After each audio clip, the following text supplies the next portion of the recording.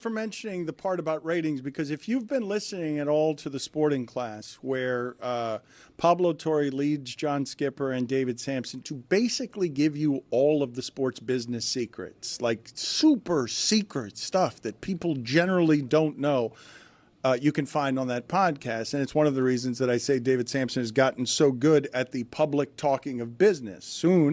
Since yesterday, we flew in Darren Ravel yesterday to have a business off with David Sampson that we're going to have in today's show, because David Sampson maintains that he is more famous than Darren Ravel and more credible in the business world than Darren Ravel. So we're going to pit them against each other here at some point in the last 2 hours of the show. But on the Sporting Class podcast, the thing that Skipper keeps saying that I think is somehow being missed throughout the entire country on the business of basketball when we're having this conversation about ratings slipping in basketball. They don't matter. The guaranteed money that NBA now has, it doesn't matter if you watch or not. The business of it doesn't need your eyeballs. You can say the sport is dying, but that's become a social media sport. People are still consuming it. They might not be consuming it at the minute that you want them to, and that might hurt the next contract. But what they're getting now, those arenas can be empty. Like they've got their money. It doesn't matter whether they play, whether load management, whether the All-Star game. Television needs the content.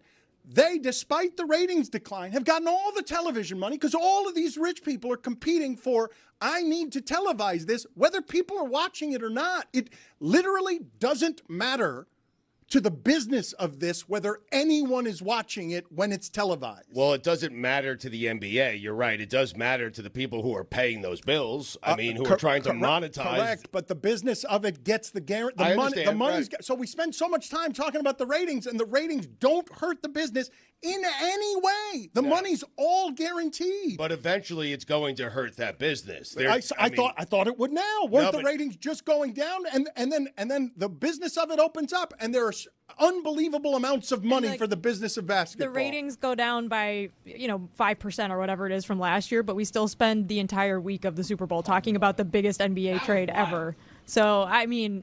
But I'm not talking about the NBA. I am in general. Like, I'm talking about the next rights deal, which is, I don't know in when a long time. Stugotz. I understand that, but eventually what's going on right now, and the horrible job that Adam Silver has done, is going to impact the bottom line for the NBA. I understand why you would think you're better at business than Adam Silver. I'm telling you... I didn't say that. Well, no, but Stugotz, everyone thinks that this was going to be the contract when that happened because the ratings were going down. And what happened when Amazon and NBC, Stugotz, the amount of money, you guys see what's happening. I think you see what's happening.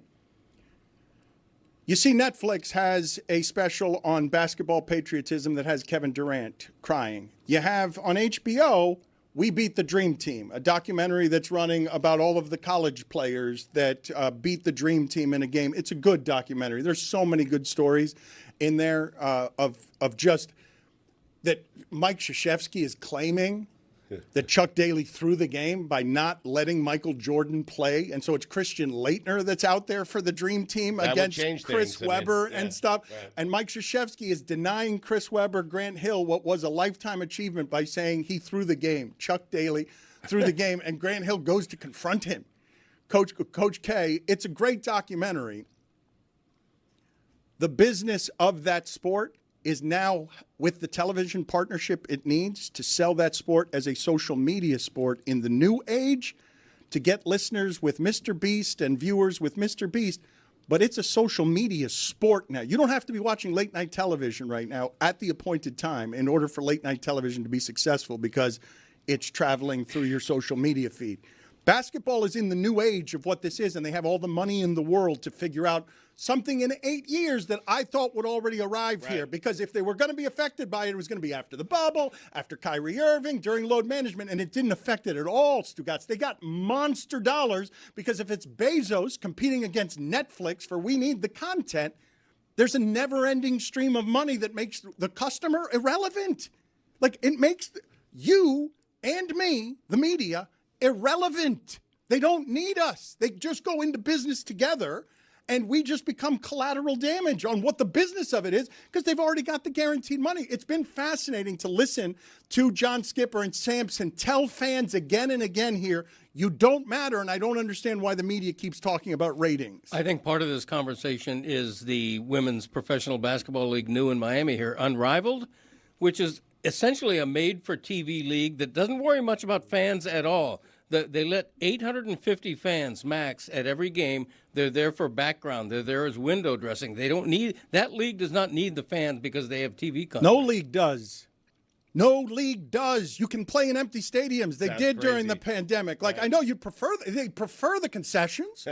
they prefer to have arenas filled with people, but the televised product is more important than the in-person and you've seen this for a decade. It's more fun, easier to watch it at home than it is to brave the parking. Like, it's the new age of getting disconnected from your sports team while you think you're more connected to it than you've ever been. No, I mean, they're all great points. You know, I found out about the Laker game last night because on social media I saw LeBron miss 2 chances to tie the game up. And that's all I needed to see. Like, I don't care about the first 197 points. I don't care about Mark Williams. I care about what happened at the end. And what happened at the end is at my disposal whenever I want. You know? I do think, like, there's a middle ground between the fans don't matter and the fans don't care, which is, like, I think that, like, if we did have empty arenas again, like during COVID, like totally empty, no environment, no experience, like nothing, I think people watching the televised product would probably say that it's not as interesting when there's no one there. So there's stuff like the fans matter, but I think we're only talking about like